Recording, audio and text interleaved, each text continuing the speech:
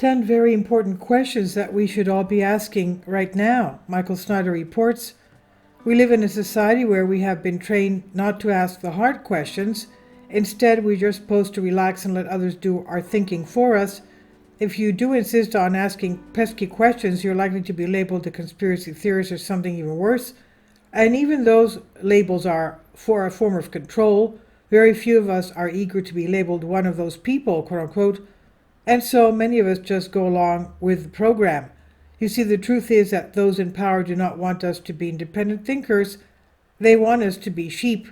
But the good news is that more people than ever are waking up to the fact that these elitists that are running things are rotten to the core. There's so much going on in our world right now, and the pace of change just keeps getting faster and faster. I tend to write a lot, he says, about our ongoing economic problems, but I'm going to take a break from that today and focus on some of the other things that are happening. The following are 10 very important questions that I believe we should be asking right now. Number 1, why is the mainstream media so quiet about the fact that Joe Biden and his family received tens of millions of dollars from foreign nationals in an influence peddling scheme that went on for many years while Biden was vice president? James Comer expects to uncover $20 to $30 million in illicit payments made to the Biden family. This is going to be hard for Biden to explain. This is not going to go away, and I think eventually the mainstream media is going to start asking the real questions, he said. Number 2, who was behind the absolutely massive cyber attack that just hit the U.S. government agencies? Several U.S. federal government agencies have been hit in a global cyber attack that exploits a vulnerability in widely used software, according to a top U.S. cybersecurity agency. The U.S. Cybersecurity and Infrastructure Security Agency is providing support to several federal agencies that have experienced intrusions affecting their MOVEit applications. Eric Goldstein, the agency's Executive Assistant Director for Cybersecurity, said in a statement on Thursday to CNN, referring to the software impacted, he said, "We're working urgently to understand impacts and ensure timely remediation," end quote. Number 3, should we be concerned that hail the size of baseballs is hammering some areas in the middle country? This is unbelievable. Much of Oklahoma is under a moderate risk of severe storms Thursday. That's level 4 out of 5 on the severe storm risk scale. The National Weather Service in Norman, Oklahoma, warned of a significant severe weather outbreak. They said people should be prepared for hail up to the size of baseballs and winds up to 80 miles an hour with the stronger storms, the Weather Service said. Well, if the size of a baseball hail hits your roof, you can imagine, would it go through your roof?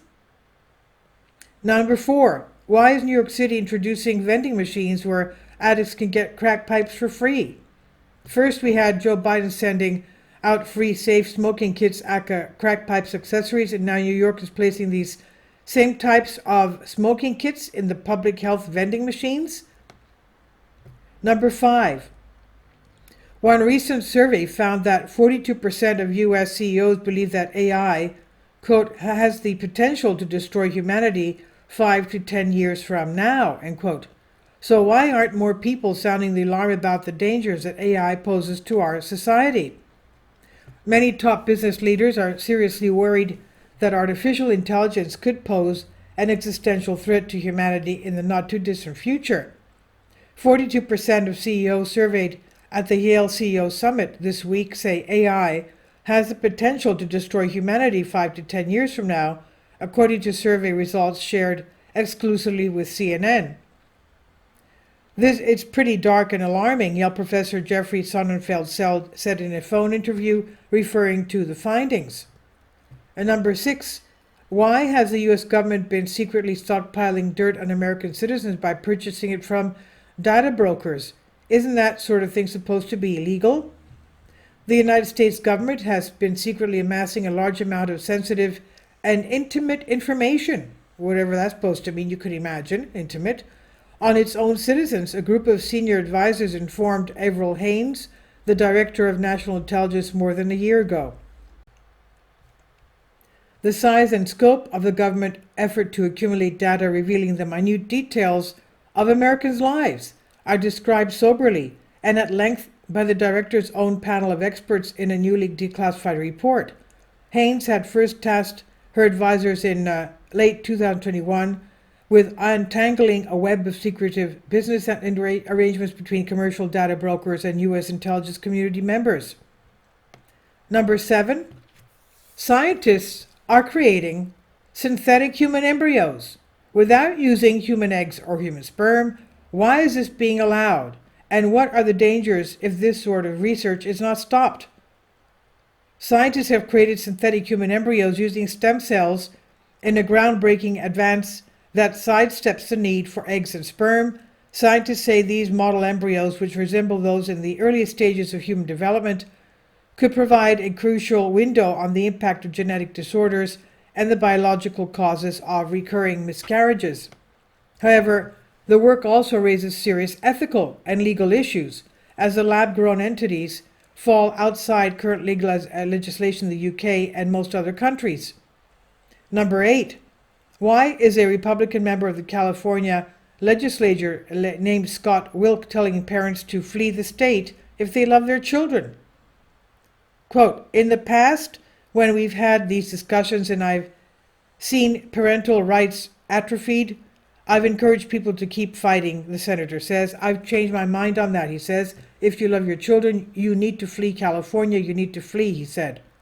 Number 9, why are Americans so depressed? According to a brand new report from the CDC, nearly 20% of all Americans have been formally diagnosed with depression during their lifetimes. The proportion of U.S. adults who have ever been diagnosed with depression ranges greatly depending on where they live. A new report published Thursday by the USC Centers for Disease Control and Prevention, the CDC, finds that in 2020, 18.4% of U.S. adults reported having ever been diagnosed with depression in their lifetimes, but state by state, that percentage of adults ranged from an estimated 12.7% in Hawaii to 27.5% in West Virginia. Number 10, why is there an epidemic, quote unquote, of cancer among our young people? This early onset cancer epidemic, as one recent study published in Nature Reviews Clinical Oncology dubbed it, compromises a surge in the incidence of over a dozen different cancers in younger people since the 1990s in countries around the world. In the U.S., the rate of early onset cases rose by almost 18% between the year 2000 and 2019, even as cancer declined slightly in older adults, according to data from the National Cancer Institute, NCI. Among Americans between 15 and 39 years old, an age group cancer researchers refer to as adolescents and young adults, AYAs, the surge was more pronounced, still topping 20%. And if you want to be successful in life, you can't be afraid to ask questions, because good questions often lead to good solutions.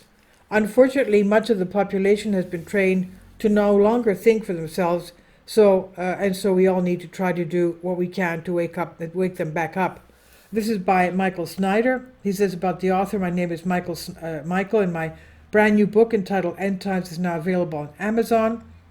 In addition to my new book, I've written 6 other books that are available on Amazon, including 7-Year Apocalypse, Lost Prophecies of the Future of America, The Beginning of the End, and Living a Life That Really Matters, commissions earned. When you purchase any of these books, you help to support the work that I'm doing, and one way that you can really help is by sending copies as gifts to family and friends. Time is short, and I need help getting these warnings into the hands of as many people as possible. I've also started a brand new Substack newsletter, and I encourage you to subscribe so you won't miss any of my articles. I have published thousands of articles on the Economic Collapse blog, End of the American Dream, and the Most Important News, and the articles that I publish on those sites are republished on dozens of other prominent websites all over the globe. I always freely and happily allow others to republish my articles on their own websites, but I also ask that they include this about the author section with each article. The material contained in this article is for general information purposes only, and readers should consult licensed professionals before making any legal, business, financial, or health decisions. I encourage you to follow me on social media on Facebook and Twitter, and any way that you can share these articles with others is definitely a great help. These are such troubled times and people need hope. John 3:16 tells us about the hope that God has given us through Jesus Christ. For God so loved the world that he gave his only begotten Son, that whosoever believeth in him should not perish, but have everlasting life. If you have not already done so, I strongly urge you to invite Jesus Christ to be your Lord and Savior today. And this is by Michael Snyder on the Economic Collapse blog. Please leave your comments, and thank you for your support. Kindly support my Patreon account. The daily posts are 5 videos daily, and they are totally different from what I have on my YouTube channel. Thank you so much for your support and that you find all my content so interesting. You'll find the Patreon account details in the description box below.